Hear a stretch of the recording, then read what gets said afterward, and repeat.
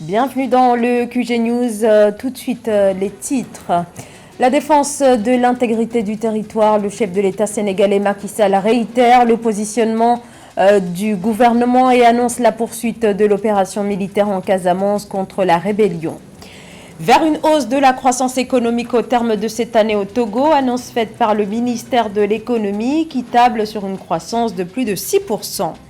Les inégalités sociales en Afrique se traduisent également dans l'accès à l'eau. C'est notamment le cas en République démocratique du Congo où le forage s'impose de plus en plus comme une solution face à la quasi-absence de circuits de distribution d'eau. Mais tout d'abord, l'ancien président burkinabé Blaise Compaoré condamné à la perpétuité pour sa participation à l'assassinat de l'ex-président Thomas Sankara, tué avec 12 de ses compagnons lors d'un coup d'État en 1987. Le tribunal militaire de Ouagadougou a rendu son jugement ce mercredi 6 avril. Le parquet avait requis 30 ans de prison ferme pour attentat à la sûreté de l'État, recel de cadavres et complicité d'assassinat. Il s'agit ici d'une condamnation par contumace. Blaise Compaoré vit en exil depuis 2014 en Côte d'Ivoire. L'armée nigérienne annonce la neutralisation de 36 terroristes dans le cadre de plusieurs opérations menées dans la région de Tawa, au nord-ouest du pays. Des opérations ont également eu lieu à Difa, au sud-est du Niger.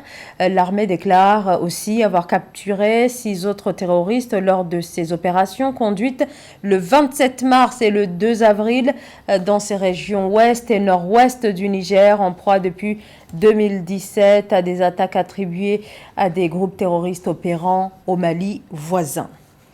L'opération militaire en Casamance va se poursuivre. C'est l'une des principales annonces du président sénégalais Macky Sall à l'occasion de la fête de l'indépendance du Sénégal, où l'armée a lancé depuis le mois de mars une opération militaire dans le sud du pays.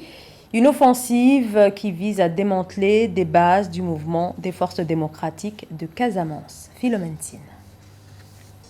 Dans son message à la nation à la veille de la célébration du 62e anniversaire de l'indépendance du Sénégal, le président Macky Sall a affirmé avoir ordonné aux forces de défense et de sécurité de poursuivre sans répit les opérations déjà engagées en vue de la défense de l'intégrité du territoire national, particulièrement en Casamance, au sud du pays où sévit une rébellion de plus de 40 ans. Je renouvelle mon soutien à ceux et celles parmi vous qui sont déployés au service de la paix dans le monde et en opération pour la défense de l'intégrité territoriale et pour la lutte contre la criminalité transfrontalière et le pillage de nos ressources naturelles.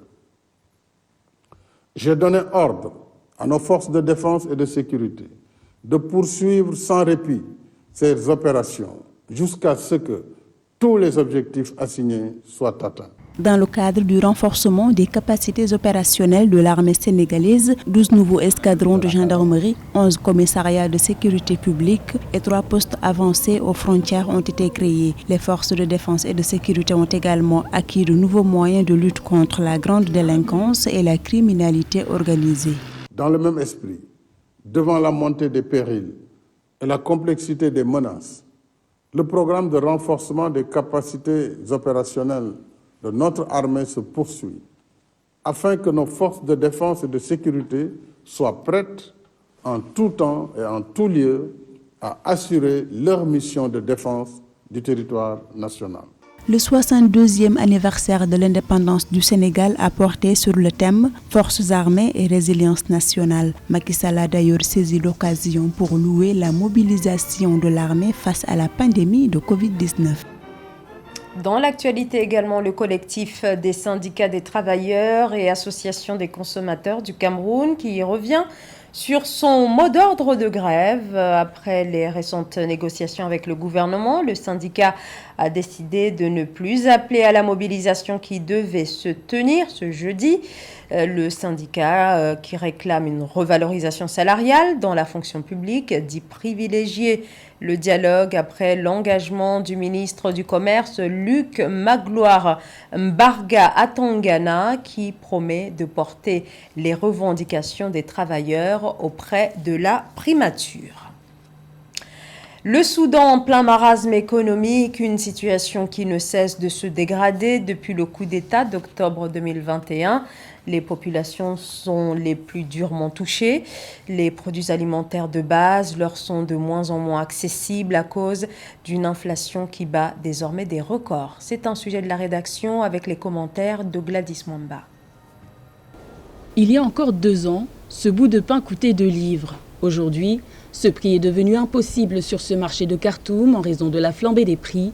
Le même morceau de pain coûte à présent 50 livres. C'est en partie à cause de la guerre menée par la Russie en Ukraine. Le Soudan importe près de 87% de son blé à partir de ces pays.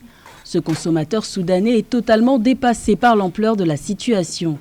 Si ce maigre morceau de pain pèse 50 livres, quel genre de vie pouvons-nous avoir ? Une cherté de la vie expliquée également par le coup d'État du 25 octobre 2021 qui prive le pays de près de 5 milliards de dollars d'aide internationale, ce qui a fait chuter la valeur de la livre soudanaise et bondir l'inflation sur presque tout, faisant désormais craindre la survenue d'une crise alimentaire. Marianne Ward est la directrice nationale adjointe du Programme alimentaire mondial au Soudan. L'année dernière, nous avons rassemblé assez d'argent pour nourrir 9 millions de personnes dans ce pays. Mais maintenant, nous avons 18 millions de personnes, dirons-nous, dans la zone de la faim et nous envisageons probablement plus ou moins le même montant, voire un peu moins. L'ONU continue d'alerter les militaires au pouvoir d'un effondrement économique imminent, à moins que la transition civile, suspendue depuis le coup d'État, ne soit restaurée. Le gouvernement togolais se montre optimiste quant à la reprise économique après l'énorme chamboulement provoqué par la pandémie de Covid-19 et ses répercussions dans plusieurs secteurs clés de l'économie.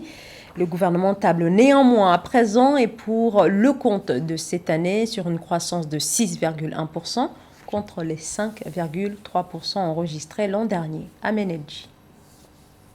Lors d'une rencontre du Conseil national du crédit fin mars 2022, le ministère togolais de l'économie et des finances a indiqué que la situation économique du pays d'avant la pandémie de Covid-19 devrait revenir à la normale. Ceci au regard des mesures de politique économique prises pour inverser la courbe et rétablir les prix. Mais il faut dire que ces mesures n'ont pas pris en compte la situation actuelle en Ukraine qui engendre également une inflation qui est importée dans nos pays. Cette inflation est due au cours du dollar et ensuite au cours de l'énergie. Donc vous voyez bien que cette anticipation risque de ne pas être réalisée dans la mesure où nous avons pour les biens importés cette flambée de prix.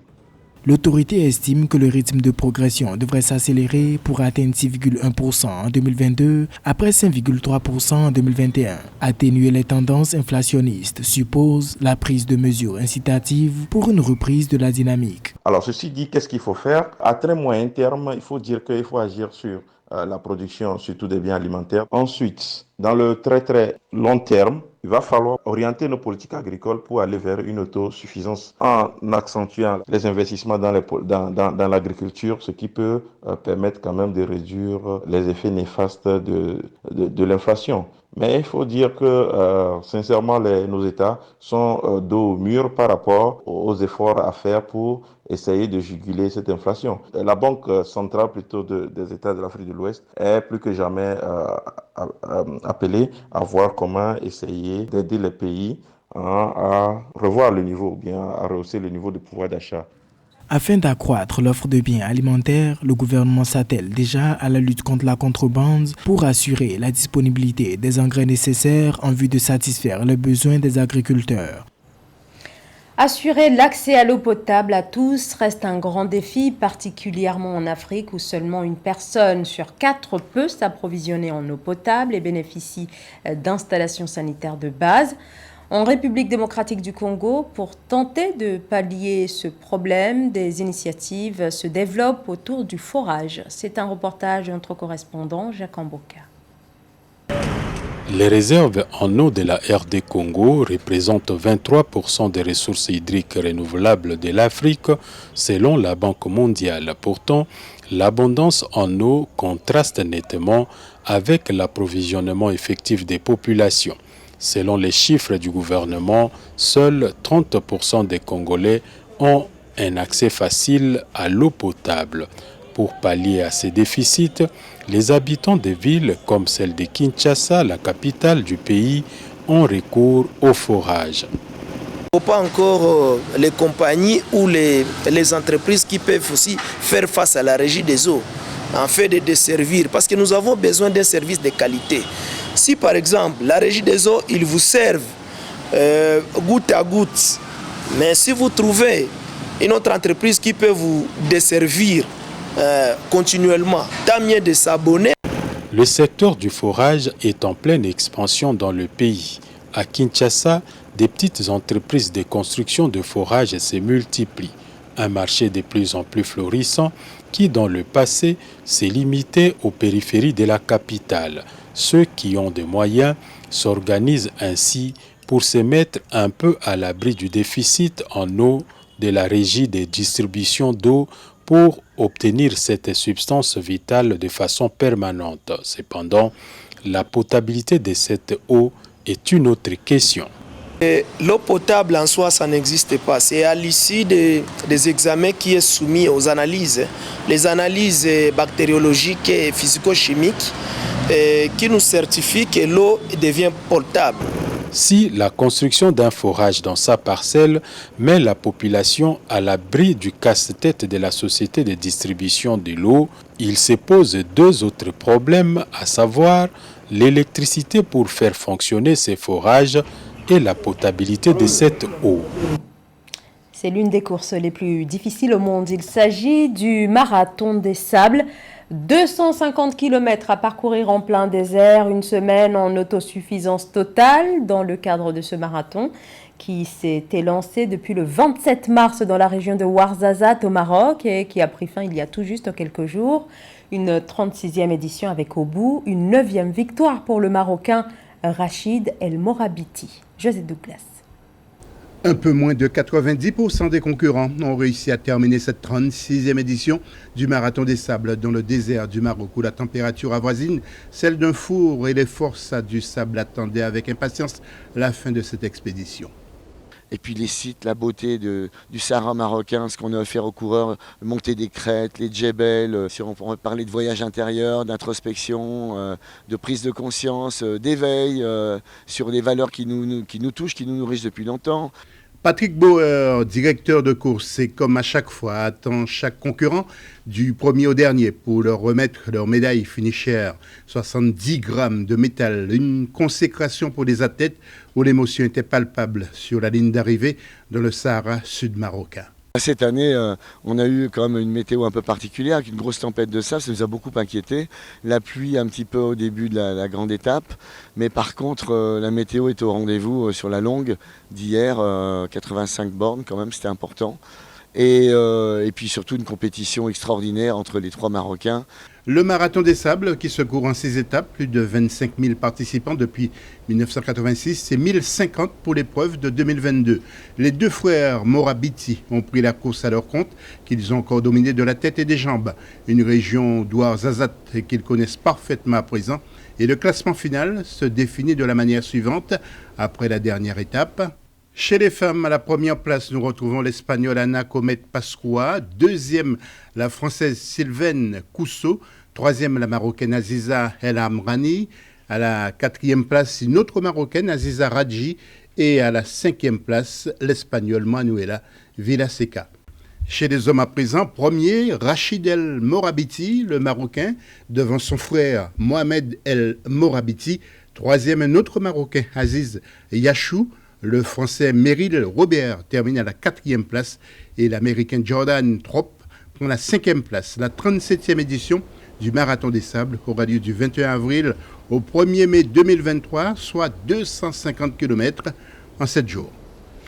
Ce journal a été préparé par l'ensemble de la rédaction. Merci de votre fidélité. L'information continue sur Africa 24.